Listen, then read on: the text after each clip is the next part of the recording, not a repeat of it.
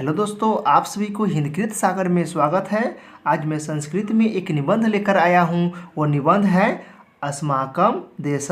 इसका अर्थ होता है हमारा देश या भारतवर्षम। इसका अर्थ होता है भारत देश। इस निबंध को संस्कृत और हिंदी दोनों भाषाएं में लिखा गया है ताकि आप सभी को समझने में थोड़ा सा भी दिक्कत ना हो। इस निबंध में संस्कृत के बहुत ही सरल शब्दों में लिखा गया है और छोटे छोटे वाक्यों में लिखा गया है ताकि आप सभी को याद करने, समझने और लिखने में कोई भी दिक्कत ना हो। इस वीडियो के अंत तक बने रहे क्योंकि वीडियो के अंत में इस निबंध में जितने भी संस्कृत के जो शब्द दिए गए हैं सभी का शब्दार्थ हम लेकर आए हैं जो वीडियो के अंत में मिलेगा। इसलिए वीडियो के अंत तक बने रहे। बिना समय के बर्बाद किए हुए टॉपिक को स्टार्ट करते हैं।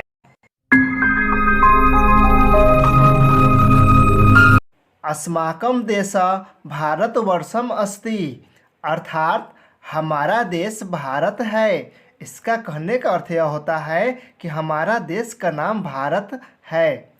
भारतस्य राजधानी देहली वर्तते, अर्थात भारत की राजधानी दिल्ली है, यानी हमारा देश की राजधानी दिल्ली है। भारतम एक कृषि प्रधान देश अस्ति, अर्थात भारत एक कृषि प्रधान देश है, यानी हमारा जो देश है वो कृषि प्रधान देश है क्योंकि यहाँ पे 70% जो लोग हैं वो खेती पर ही निर्भर है। इसलिए भारत को कृषि प्रधान देश कहा जाता है। भारतम एक ग्राम प्रधान देश अस्ति, अर्थात भारत एक ग्राम प्रधान देश है, यानी भारत को गांवों का देश कहा जाता है क्योंकि हमारे देश का जो संस्कृति है वो गांव के लोगों में ही देखने को मिलता है। इसलिए भारत को ग्राम प्रधान देश भी कहते हैं। भारत देशस्य आत्मा ग्रामे एव बस्ति, अर्थात भारत देश का आत्मा गांव में ही बसता है। यह कथन हमारे देश के राष्ट्रपिता महात्मा गांधी द्वारा कहा गया है और ऐसा इसलिए कहा गया है क्योंकि हमारा देश जो है वो कृषि प्रधान देश है और लगभग पूरे देश का जो अनाज है यानी खाद्य पदार्थ जो है वो गांव से ही प्राप्त होता है।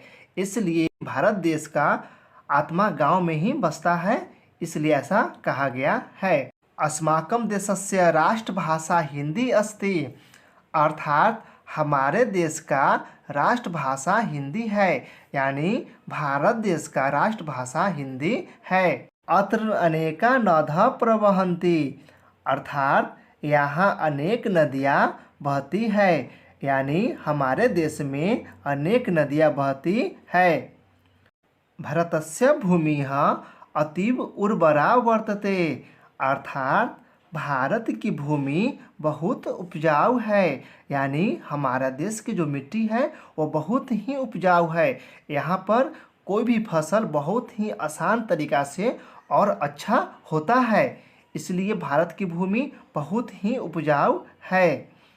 अयम विश्वस्य प्राचीनतम देश अस्ति, अर्थात यह विश्व का पुराना देश है, यानी हमारा जो देश है वह विश्व का पुराना देश है।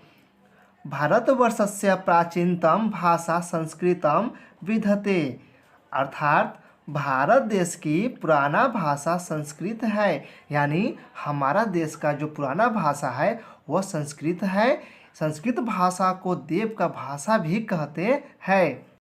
भारतस्य राष्ट्रध्वजः तिरंगा यानी त्रिवर्णम वर्तते, अर्थात भारत का राष्ट्रध्वज तिरंगा है, यानी हमारे देश का राष्ट्रध्वज यानी झंडा तिरंगा है। हमारे देश के जो राष्ट्रध्वज तिरंगा है उसमें 3 रंग होता है, इसलिए इसे त्रिवर्णम भी कहते हैं। अस्मिन् देशे षड् ऋतवः सन्ति, अर्थात इस देश में 6 ऋतुएं हैं, यानी हमारे देश में 6 ऋतुएं पाए जाते हैं। अत्र अनेकानि दर्शनीयानि स्थानानि सन्ति, अर्थात यहाँ अनेक दर्शन करने योग्य या घूमने योग्य स्थान है। भारतवर्षे अनेकाः महापुरुषाः अभवन्, अर्थात भारत देश में अनेक महापुरुष हुए यानी हमारे देश में अनेक महापुरुष जन्म लिए हैं और देश की सेवा किए हैं।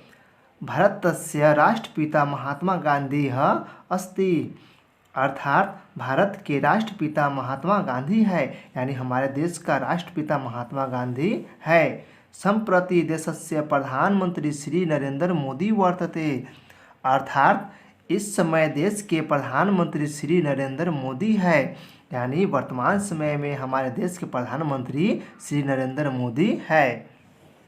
हेलो दोस्तों, इस निबंध में जितने भी संस्कृत के जो शब्द दिए गए हैं सभी शब्दों का शब्दार्थ हम अलग से लेकर आए हैं। इसे देखें। इसे देखने के बाद यह निबंध याद करने समझने में और भी आसान हो जाएगा। अगर ये वीडियो आपको थोड़ा सा भी अच्छा लगा हो तो प्लीज़ मेरे चैनल को लाइक शेयर सब्सक्राइब करें। जय हिंद, जय भारत।